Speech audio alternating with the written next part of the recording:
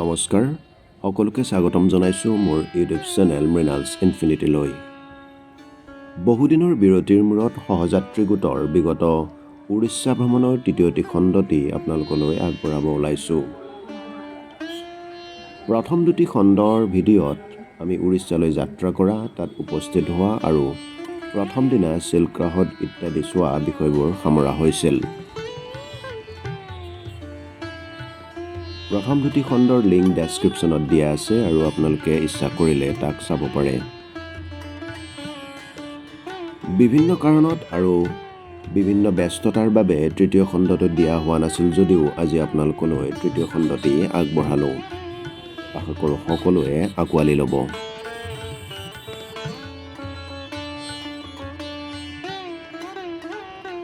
উৰিষ্যাৰ পুৰীত আজি আমাৰ দ্বিতীয়টো দিন। প্ৰথম দিনটোতে প্ৰভু জগন্নাথৰ দৰ্শন কৰা কথা আছিল যদিও ট্ৰেইন লেট হোৱাৰ বাবে আমি প্ৰথম দিনা চিল্কা লেক চোৱাৰ সিদ্ধান্ত লৈছিলোঁ আৰু আজি অৰ্থাৎ ভ্ৰমণৰ দ্বিতীয়টো দিনটোত প্ৰভু দৰ্শনৰ সিদ্ধান্ত লোৱা হৈছিল। সেয়ে আজি নিশা ৩ বজাৰ পৰাই আমি আটাইয়ে উঠি গা পা ধুই সাজু হ'লোঁ।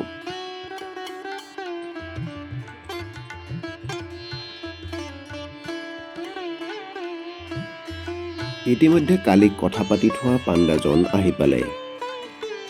সূৰ্য উদয় হোৱা নাই যদিও পূবফালে ঈষৎ হেঙুলীয়া পোহৰে সূৰ্যোদয়ৰ আগজাননী দিলে। আমি আটাইয়ে মন্দিৰলৈ বুলি আগবাঢ়িলোঁ। ভিতৰলৈ মোবাইল ফোন লৈ যাব নোৱাৰি বাবে ভিতৰৰ ভিডিঅ' দেখুৱাব পৰা নাযায়। ৭:৩০ বজাৰ ভিতৰত আমি শ্ৰী শ্ৰী প্ৰভু জগন্নাথৰ দৰ্শন কৰিলোঁ। ৰাতিপুৱাই দৰ্শন কৰাৰ এক অনন্য অনুভূতি আমি আটাইয়ে অনুভৱ কৰিলোঁ।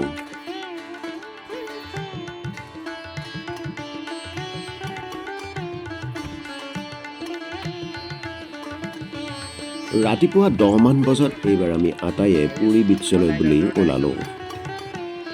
আমি থকা বিষ্ণু ভৱনৰ পৰা সাগৰৰ পাৰলৈ প্ৰায় 1-1.5 কিলোমিটাৰমান হ'ব। পুৰীৰ লাইট হাউচটোৰ কাষৰ বিচখনলৈ বুলি আমি আটাইয়ে আগবাঢ়িলোঁ।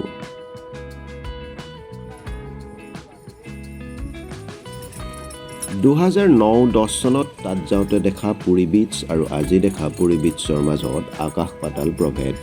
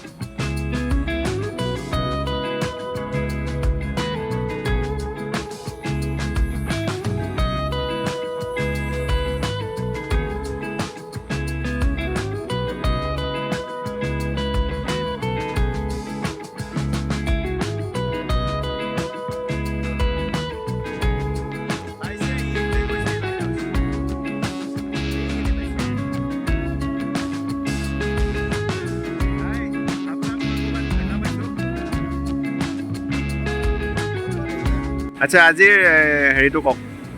ৰাতিপুৱা মন্দিৰ চালে? মন্দিৰ চালোঁ। বৰ বহুত ডাঙৰ হেঁপাহ এটা আছিলে যে প্ৰভু জগন্নাথৰ একবাৰ দৰ্শন লাভ কৰিবৰ কাৰণে, আৰু আমি সহযাত্ৰী সদস্য আহি আজি আচলতে সঁচাকৈ একদম মানে এটা সফল হোৱা যেন লাগিছে, সফল জাৰ্ণি এটা আমাৰ। আৰু আমি যি উদ্দেশ্য লৈ পেলাই গোটটো গঠন কৰিছিলোঁ, এই গোটটো আজি সফল হোৱা যেন অনুভৱ হৈছে। আৰু আমাৰ মনত তেনেকুৱা লাগিছে যে ভাৰতবৰ্ষত যিমানবোৰ তীৰ্থ আছে আমি এখন এখনকৈ এনেকৈ তীৰ্থস্থানেই হওক বা যিবিলাক বুৰঞ্জী প্ৰসিদ্ধ আৰু আমি আচলতে আমি সকলোৱে খুব ভাল লাগিছে। আৰু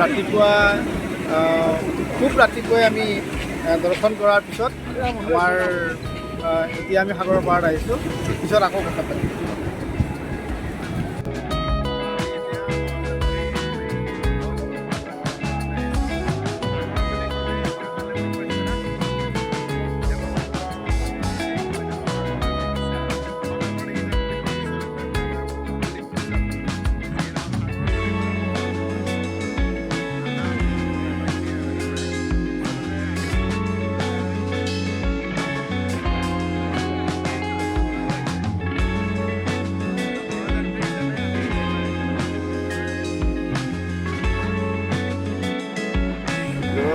মন্দিৰ দৰ্শনৰ পিছত আমি এতিয়া বিখ্যাত পুৰী বিচলৈকে আহিছোঁ। এতিয়া আচলতে বহুত ৰেৰ ৰূপ সলনি হৈছে। আগতে যেনেকৈ দেখিছিলোঁ তাতকৈ বহুত সলনি হৈছে। এতিয়া লাইট হাউচৰ ওচৰত এই বিল্ডিং যিকেইটা পাইছিলে এতিয়া বহুত সলনি হৈছে। তো আমি এইকেইজন আহিছোঁ আমাৰ যাত্ৰী গোটৰ। তেওঁলোক পূৰা ড্ৰেছত পইচা ল'ব ড্ৰেছত আছে। তেওঁলোকে ধুনীয়াকৈ গা ধুবৰ কাৰণে, স্নান কৰিবৰ কাৰণে। আমাৰ এখেত হিতেশ নাথ ডাঙৰীয়া, তেখেতে হেৰি কৰিলে, ইতিমধ্যে ভিডিঅ' কৰিলে নেকি আপুনি? ভিডিঅ' ঘৰলৈ কৰিলে, দেখুৱালে। গতিকে এয়া সন্দৰ্ভ এজেণ্ডা নুশুনা নাই।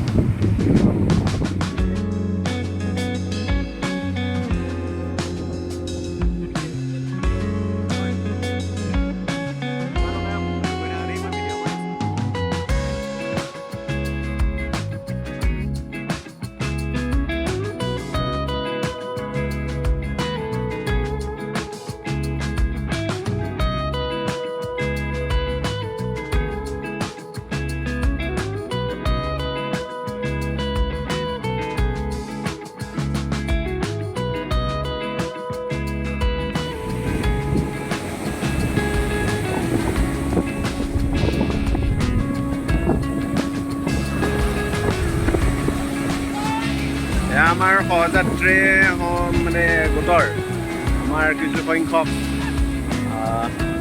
আগ্ৰহী লোক, আমাৰ সদস্য বহুতখিনি আগবাঢ়ি গৈছে। আপোনাৰ দেখিবলৈ পাইছে তেওঁলোকে আচলতে আৰম্ভণিৰ পৰাই সাগৰৰ সৈতে এই জল খেলি কৰি আছে। ভগৱানৰ কৃপাত সুন্দৰভাৱে তেওঁলোকে হেৰি কৰি আছে। আৰু আচলতে সেইখিনিলৈ গ'লেহে ঢৌটো বৰ ধুনীয়া দেখা হয়।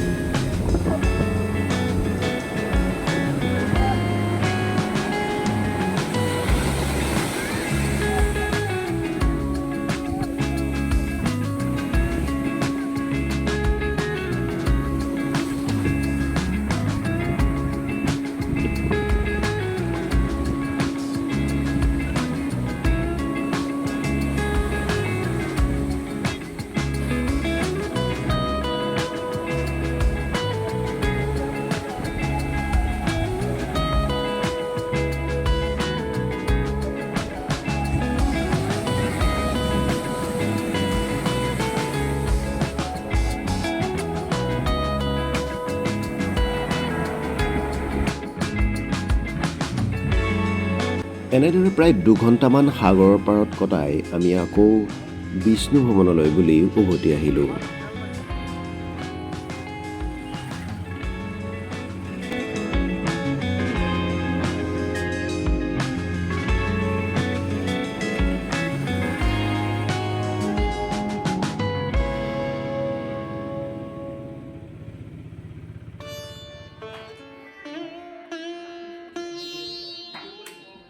শ্ৰী শ্ৰী প্ৰভু জগন্নাথ দৰ্শনৰ পাছত ভোগ খাবলৈ পোৱাটো সনাতন ধৰ্মত পৰম সৌভাগ্যৰ কথা বুলি ধৰা হয়। আমি যোগাযোগ কৰা পাণ্ডাজনে আজি দুপৰীয়া সেই বিশেষ ভোগৰ ব্যৱস্থা কৰিব বুলি আমাক জনাইছিল। সেই অনুসৰি দুপৰীয়া 2 বজাত বিষ্ণু ভৱনৰ মন্দিৰ সদৃশ ভোজনালয়টোলৈ ভোগ গ্ৰহণ কৰিবৰ বাবে আমাক আটাইকে নিমন্ত্ৰণ দিলে। আমি আটাইয়ে এনেদৰে পকাত বহি প্ৰভুৰ ভোগ গ্ৰহণ কৰিলোঁ।